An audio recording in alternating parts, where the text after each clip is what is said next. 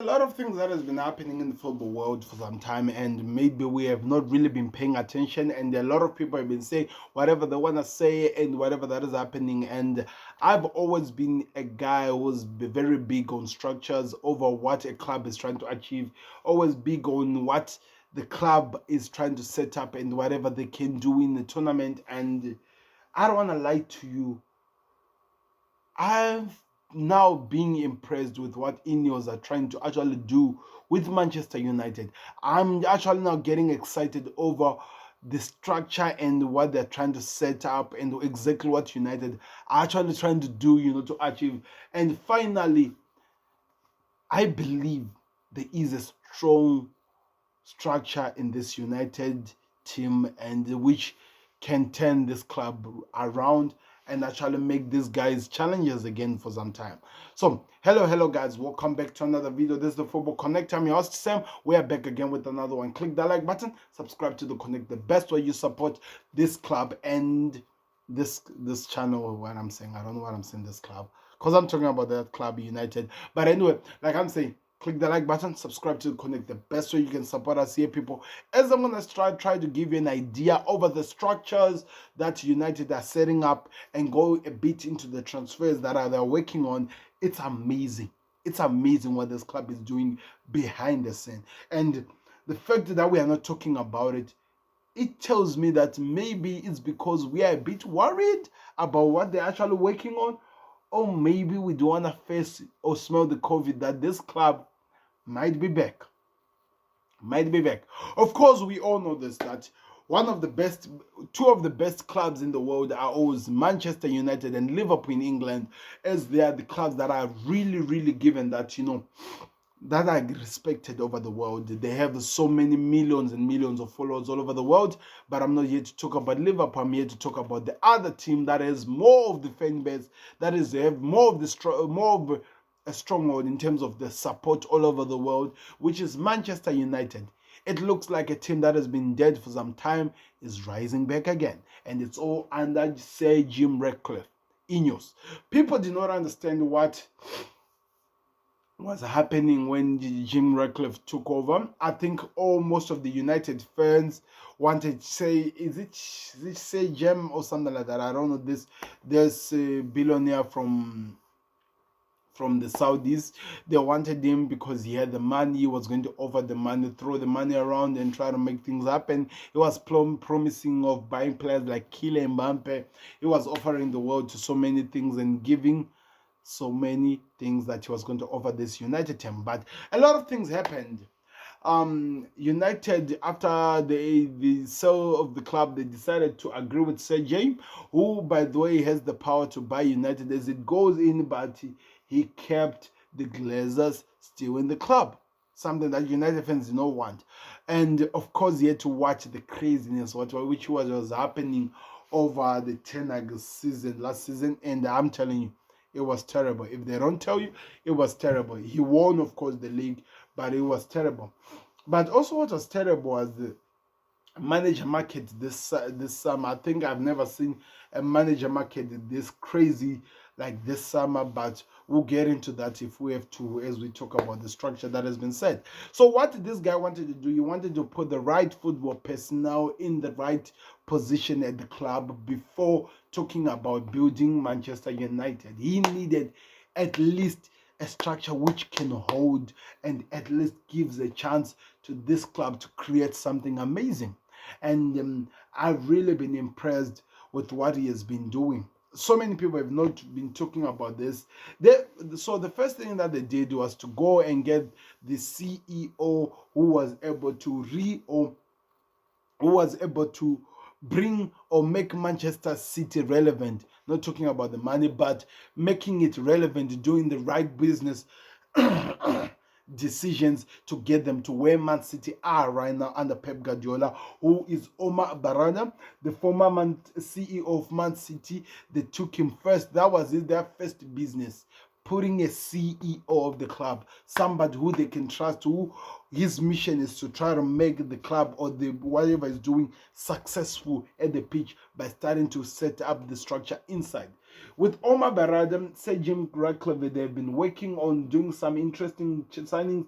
They brought somebody called Jason Wilcott, who is working as, I cannot read that really properly. But what they've been doing, which I think has to be praised, because so many people are not praising this, which is very weird, was to get the right personnel which can do something. So, like I'm saying, the first person that they brought was Jason Wilcott, who is the director of technology to the club. I think I don't know what that is even all about. Then I think this was very important. It just happened recently. Signed Dan Ashworth, who was the director of who was the head of sporting director at Newcastle. The reason why I said this is very important is because this man is the reason why England are where they are at the moment. The reason why we think England can achieve something is because of Dan Ashwell. He was able to create a structure from the ground roots going up to make sure that whatever that is being propelled from the under 9, under what of the England can also be able to help the success of the bigger team at the top. Of course, Gareth Southgate may not be the best guy for it, but he made up that structure. He is the same guy who made out the Brighton structure. He is the guy who made Brighton. When I say who made Brighton, look at Brighton before even De Zerbi. Under Graham Potter, what they were doing, how they were able to achieve getting into those European competition, doing so much, it's because of Dan Ashworth. Of course, he was bought from Brighton to Newcastle by the new owners of Newcastle. They wanted to create something amazing, but yet the bigger club came calling. And at this moment, whether they are down or what, United is still a bigger pull than anything. And they got Dan Ashworth, and now he is their director of football. And I think it's very important having these three playing around and try to make this team successful, to try to make this club back to where we expect them to be. It's amazing. So these are the three heads: the CEO, Jason, who's going to be dealing with the squad, and Dan Ashworth in terms of the sporting and whatever that is happening. Then they got one of the most important, by the way, when I'm talking about Dan, I'm not saying that he is like the sporting director. He's literally the Michael Edwards of Liverpool at the moment. If you know the role that Michael Edwards is playing for Liverpool, that's exactly what this guy is. That's exactly what he is. He's like literally the CEO of sport, if that even makes sense. But that's exactly what he is. Then they signed Christopher, who was just signed recently. His name is Christopher Vilver, who is going to be working as the head of recruitment, in terms of the transfers, in terms of the right people. And whenever they agree on a person, they make sure that this guy gets what they want. It's a structure that still that people are not paying so much attention to, but it's a strong structure.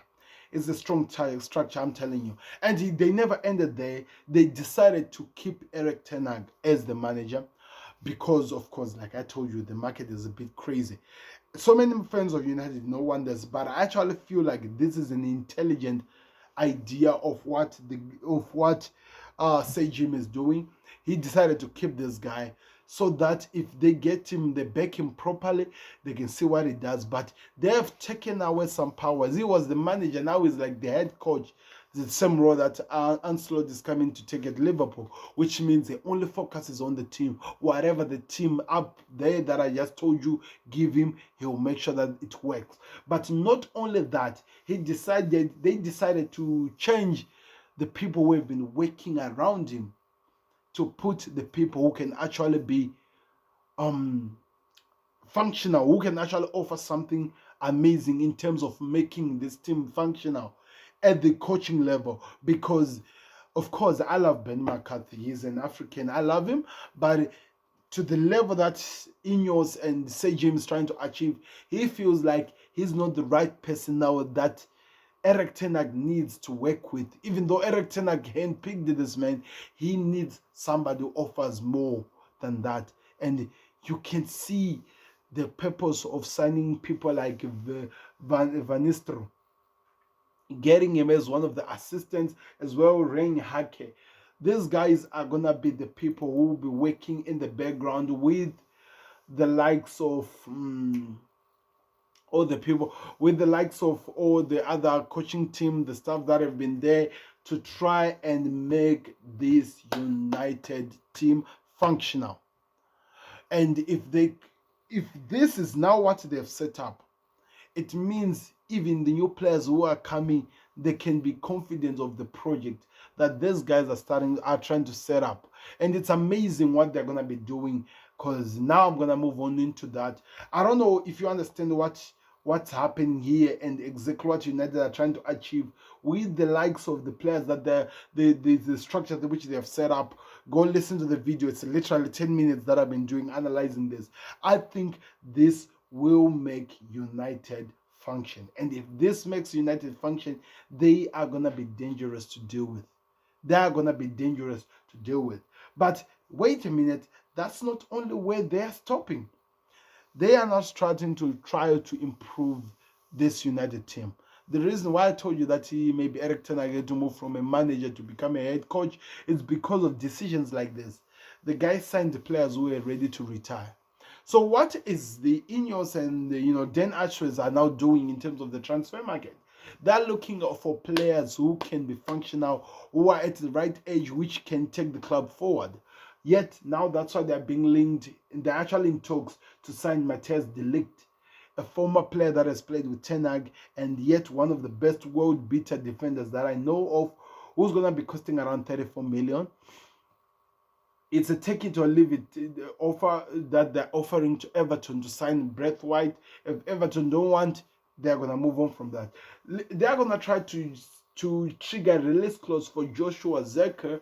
It's talks that has been going on over some time, and they're still in negotiation with the PSG to sign a DM, Emmanuel Ugarte.